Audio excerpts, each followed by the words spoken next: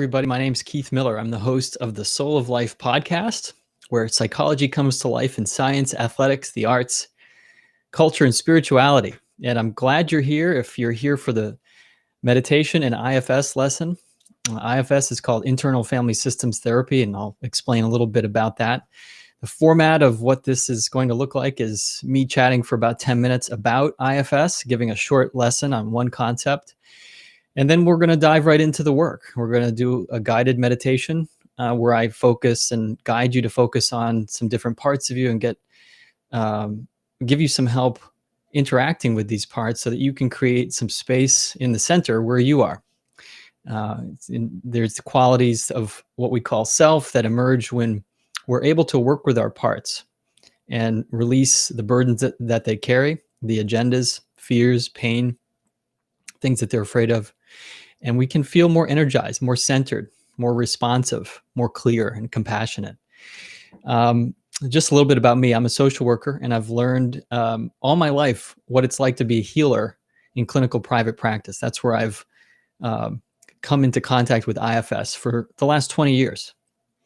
And all my life I've been an athlete. That's something that's been important to me, and exercise and athletics. And one of the things that you're trained to do pretty quickly as an athlete is forget about what you're feeling, or push it aside, or override it.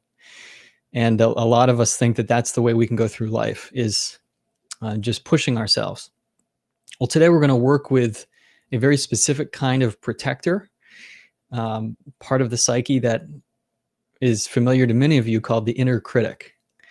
And the inner critic has a lot of different shapes and forms, but I'm going to be describing some of the ways that you can interact with that critic, and rather than push it aside like we do in meditation, or try to unattach to it. In the meditation community, in the spiritual community, it's often referred to as monkey mind or ego. And there's often a lot of teaching about getting rid of that monkey mind and freeing yourself up from that ego. Well, in IFS work, we actually see it a little bit differently, that it's not possible to get rid of our parts, that when we do, we just create more resistance from those parts, and they grow, or they change and go underground and come at us in a different way. So rather than doing that, what we do is just try to befriend them, get to know them, and give them a place inside of us. And then we find that they can sometimes tell us, these parts of us can actually tell us about this job that they've been doing in our life, rather than trying to harass us and nag us. They can just be direct and tell us what they're protecting.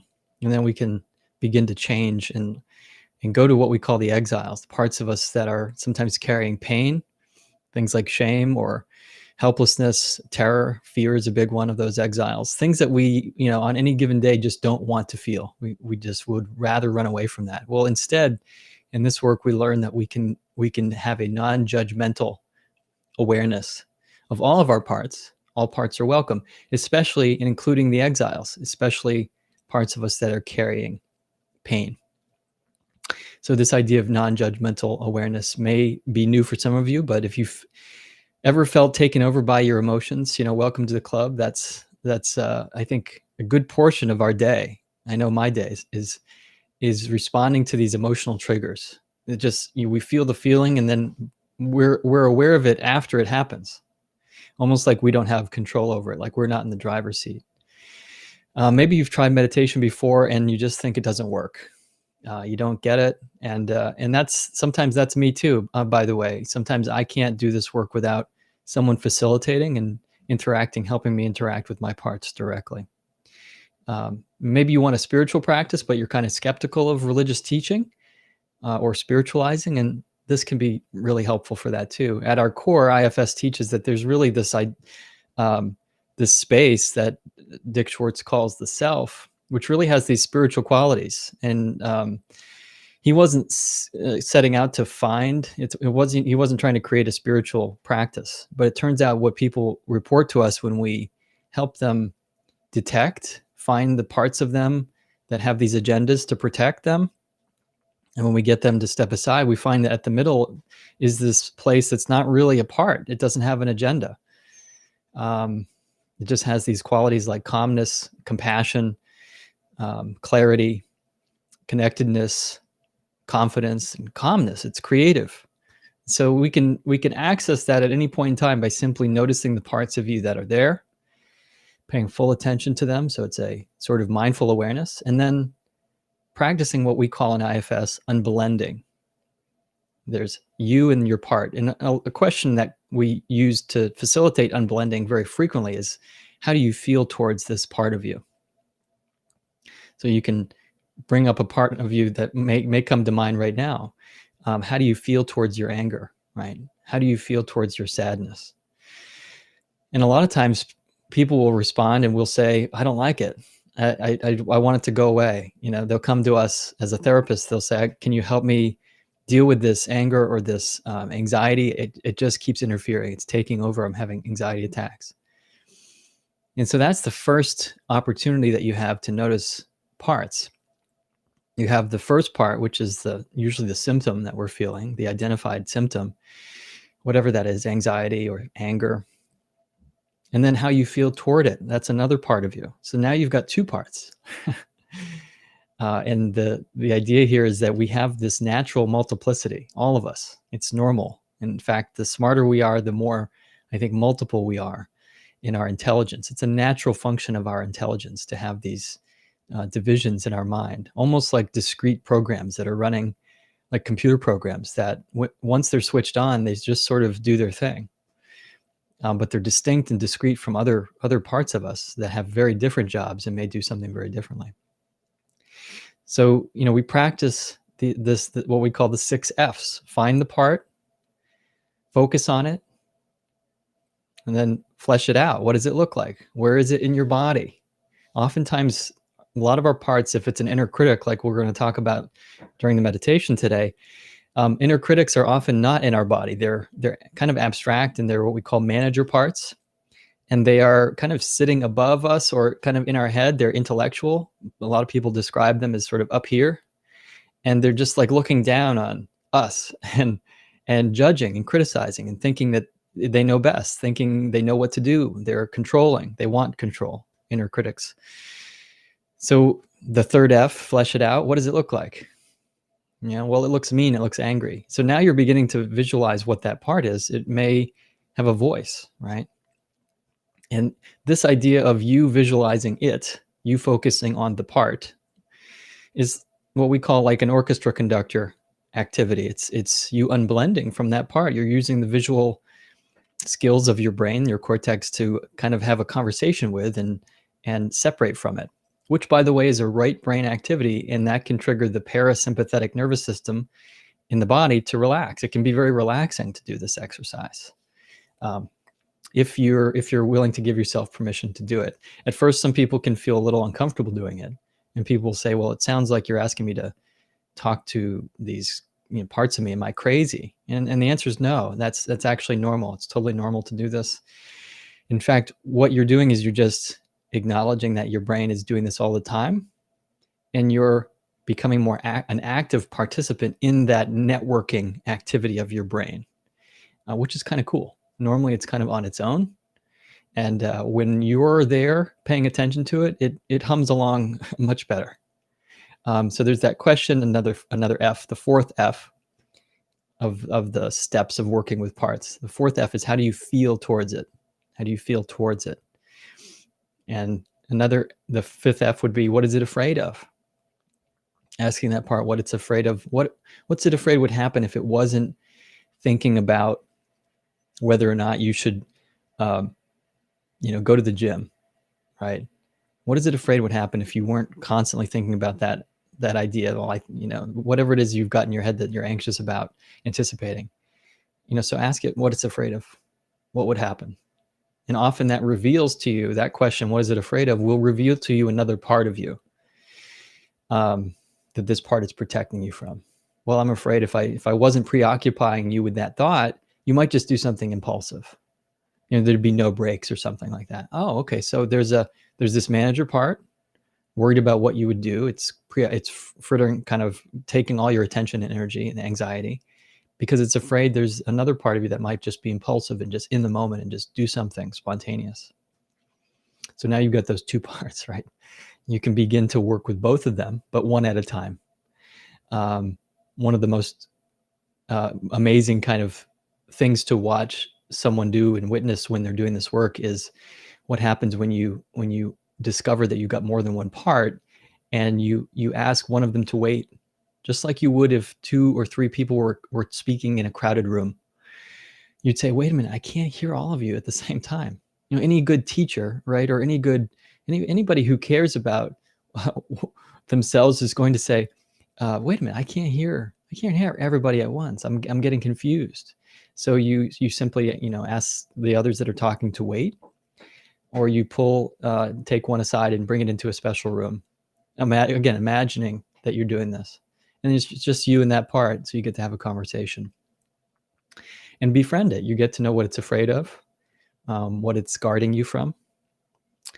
So I'm going to switch gears a little bit, and before I do that, we'll start the meditation, and I'm going to be guiding us today to work on a specific part, which is very common to a lot of us, which is the inner critic. And you may have a different target part in mind that you want to work with, something that maybe has been triggered for you, and that's fine. You can just work with that. But I'm going to be inviting you to think of an inner critic sort of part of you. And as you're doing this, some people you may not follow along verbatim with my prompts, and that's okay. You may go in different places. I want to bring your awareness to just something real kind of administrative housekeeping here. That there is a chat on Facebook here. And so if you have questions, I'll be hanging out after this ends at 12:30. If there's anything that comes up during the meditation and you want to reach out, private message me on Facebook, that's fine. I'd encourage you to try to ask the question publicly so that I can answer it for everybody. It's probably, if you have a question or concern about something, you're probably not the only one that feels that. So sharing it can really help. But certainly feel free to reach out directly to me. And comment on Facebook with any questions. So first part of the meditation, just going to ground you a little bit in your body. And we'll do a little bit of working with parts, and then see what kind of space can open up in the last 5 minutes. So with that, find a comfortable position, comfortable posture, and just take a few breaths if that feels right for you.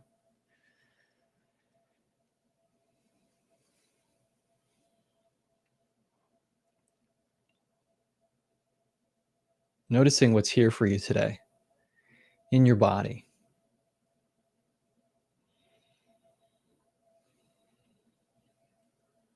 Maybe breathing in a little bit slower to the count of 4 or 5. And breathing out a little slower to the count of 6 or 8.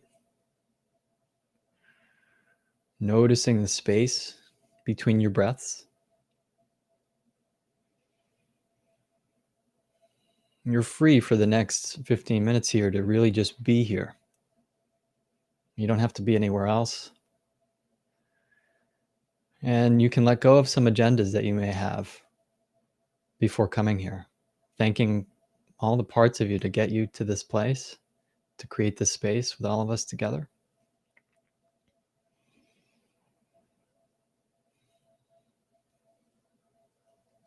So I'm going to invite you now to notice a couple of other senses.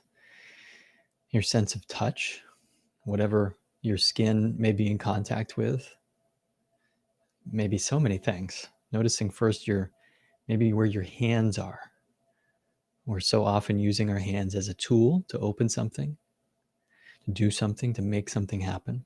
Just maybe touching your fingertips together for a moment and turning on this very primitive ability that your body has, your skin has, to be like an antenna and just take in information. Doesn't have to manipulate it, doesn't have to react to it. That's a more complicated thing that your brain does. Just get in touch with the sense of your skin. The coolness, warmth, smoothness, wetness, dryness, roughness, pressure. Almost an infinite amount of combinations of those.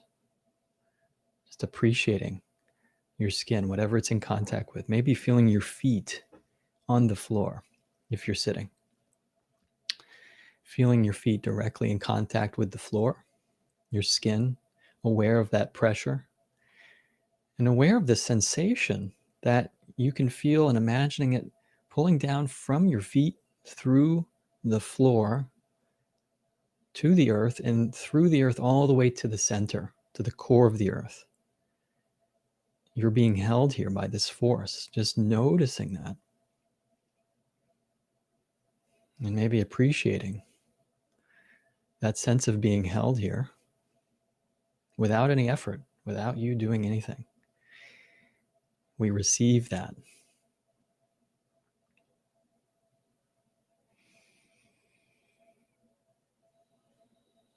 So now maybe noticing any other places in your body that feel restriction, congestion, pressure, anything that feels stuck in your body. And just almost like you can imagine a warm beam of light, almost like a honey-colored glow of light that you can shine and is shining on that part of your body. A very open, inviting, soft focus, connecting that part of your body to your breath, letting it have your breath. Not trying to change it, not trying to make it go away. You're giving it focus, giving it your full attention. Whatever feels stuck or painful or stressed, it's deserving of your full attention.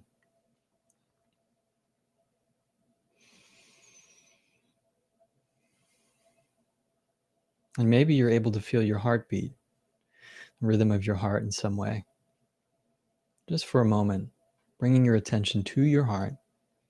Maybe your hand goes here, the center of your chest.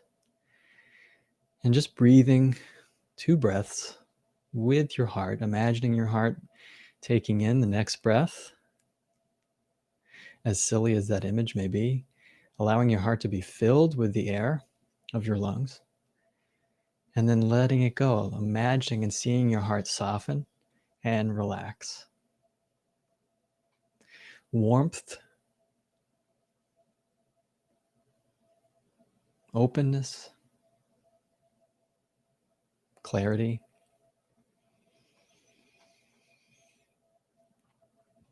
And so now, as promised, I'm going to invite you to bring your attention from this relaxed place, a relaxed, non-judgmental attention, to a part of you that may be critical of others. Maybe it's a voice that's critical of yourself, an inner critic that maybe no one else hears but you, or maybe other people hear it all the time. And it's an outer critic as well. That's okay too. Either way, maybe imagine that you're in the room that you're in, you're able to open this door. I mean, here is this critic. And again, if it's not, that doesn't resonate for you, it may be some other part of you that does a lot of activity for you during your day, something you hear from a lot in your mental inner life. You can just focus on that. You're opening the door to it. You're giving it a place here. What does it look like? Notice your first reaction to it in your body as it entered the room.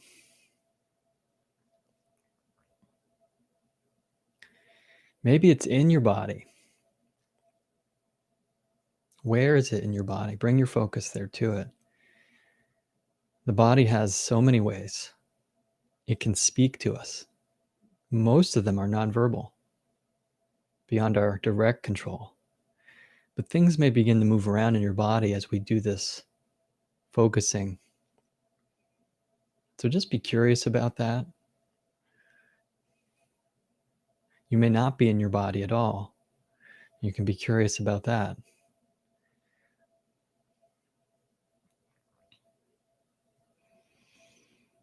And once you've got a good image of this inner critic, maybe what it's saying to you, you hear it, how do you feel towards it?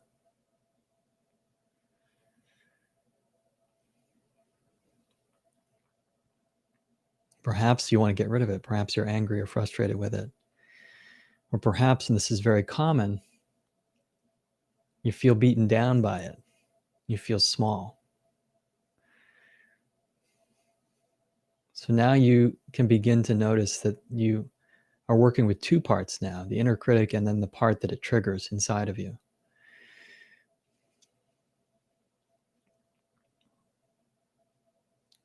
So just for a couple of heartbeats here, letting both of those parts know that you're there for them and that you notice them.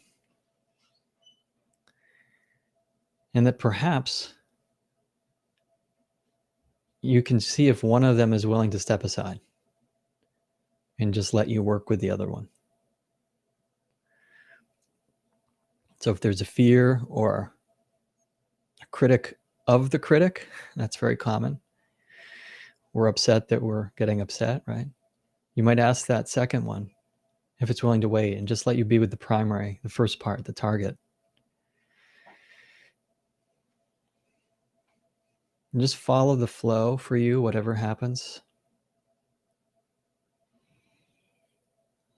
Perhaps you're able to get alone with just one of the parts.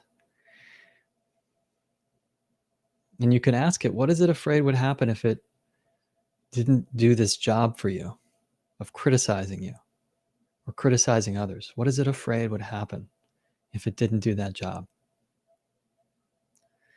Or if it's a part that's afraid of the critic, you can simply ask it what it's afraid of. And you're here to witness. If some of the feelings or images become overwhelming, you can just ask them to slow down. You don't have to witness everything at once.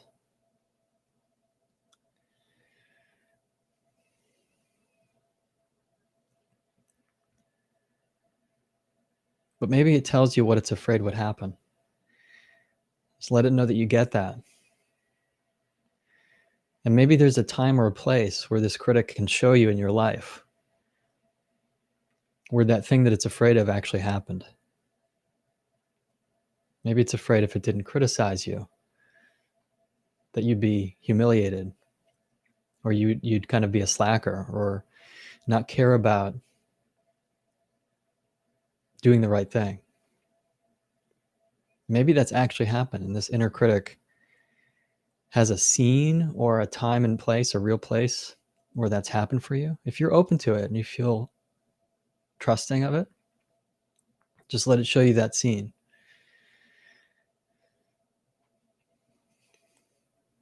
And you're there to let it know that you get it and that it has a positive intent. It's just trying to help you.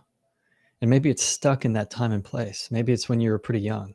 Some of these parts will show us scenes when we were quite young. So if you're open to it and you feel safe to do this, that it won't be too overwhelming for you, you can just visit that part in that scene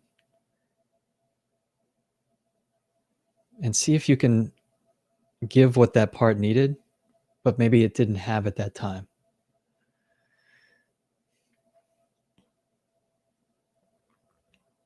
And let it see you connecting yourself to it and being there.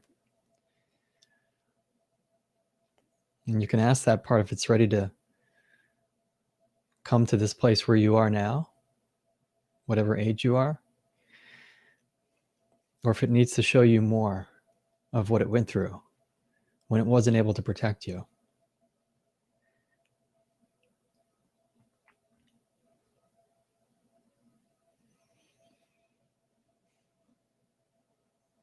And some parts need quite a few times for us to do this. They're not willing to trust us and just surrender some of those burdens that they carry and come with us to the present. So you might just make an intention with it. Let it know, first of all, thank it for showing you what it's protecting. And when that first had to start doing that job, that critic, let it know it makes sense. And that you're going to be there for it to visit and maybe explore with curiosity and openness some of those places where it's carrying pain. And you're not going to ignore it and leave it by itself.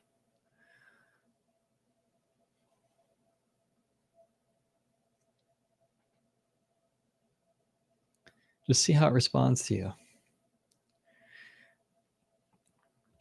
And if that part is ready to come with you to the present and let go of that memory of being stuck there in the past, where it had to do this job of getting big and criticizing you, well, let it know, just update it, let it know how old you are, and bring it into the present if it's willing to come.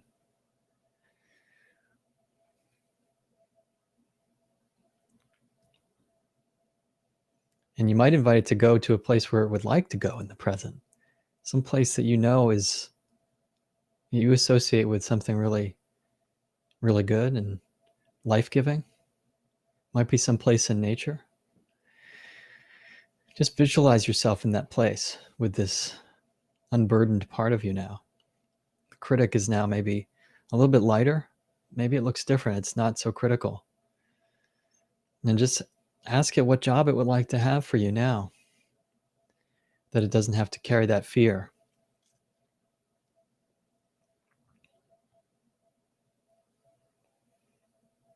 And maybe you begin to notice some other qualities, new qualities.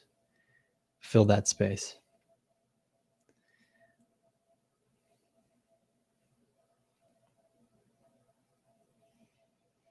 Just take a moment as we're bringing our time to an end to thank that part, that inner critic. If you were able to find it and go all the way back to where it started doing this job and unburden it from the pain that it was carrying, that earlier time in life, just thank it for showing you all of that activity. And if there's something you want to share about how this meditation has touched you, or maybe it's a curiosity, there's sometimes a lot of loose ends. When we're bringing this to a close, just take a moment and notice what those are. Like a good leader will do with anyone in the group that needs attention. Some things didn't get to be tended to, or maybe you went off in a totally different direction during this meditation. So just tend to those parts. It's totally okay. It's okay with me. So just as you're coming back here, notice how you feel coming back here. And if you can come back here, thanking all of your parts, noticing the state of your body, that's where we started, your heart. Maybe now there's a little bit of openness, a little more lightness, curiosity, calmness, clarity. Taking a couple breaths here and just letting go and opening up into the rest of your day. Opening up your entire body, if you feel safe to do that. Inhabiting the rest of the day with your body and with all of your parts. No parts left behind. Yeah, I see one of the comments. Thank you, Kevin. Mentioning fear of feeling like a failure. I think that's really common. A common response that we get when we talk to an inner critic, it's pushing us, it's trying to help us, prevent us from failing. And maybe there's a time that it actually has on record where it, according to the critic, it says you failed and something bad happened. So hopefully today, through this process or through another time when you're able to sit with that fear of failing, that hopefully you're able to actually open up into being with that sense of failure, giving it permission. It's just another part. It's what we would call an exile. And our parts often are not what they appear to be. And they're certainly not what the inner critic thinks it is. So failure may be the term that the critic uses to describe this constellation of states that you may have felt at that time. So it can be really interesting to, without the critic there to judge, well, what does it actually feel like failing? It might be confusion. It might be kind of numbness. It might be, it could be lots of things. So it's really just worth opening that up, taking the judgment off it's almost like putting on a new set of glasses. Yeah. I'm hearing someone else say that their critic felt bad for having to be so tough on me for so long. That's cool to hear that. So, it sounds like the part might have been actually expressing empathy for you. That's amazing that we see these tough parts of us start to change as we approach them a little differently with new eyes. That's amazing. So feel free to post more questions that you have. If you want to share a little more about what's come up for you, what this has touched for you. I still see there's a bunch of people here. There's almost 20 people still here. So, any appreciations that you have for this time, I'm open to hearing that. My critic parts are glad to hear from people and to know that this is helping you in some way and this is going in the right direction. Or is there something that would help clarify and help you connect more to this time? Thank you for being here, and thank you for sharing yourself. If you get a chance to post a comment, thank you for those of you that are willing to do that. And if you haven't already, subscribe now to this page on the YouTube channel and on the Soul of Life Facebook channel. That's how you're going to get updates when I'm going live every week. I'll see you next week, same time, Friday at noon. Be well. Thank you for being here.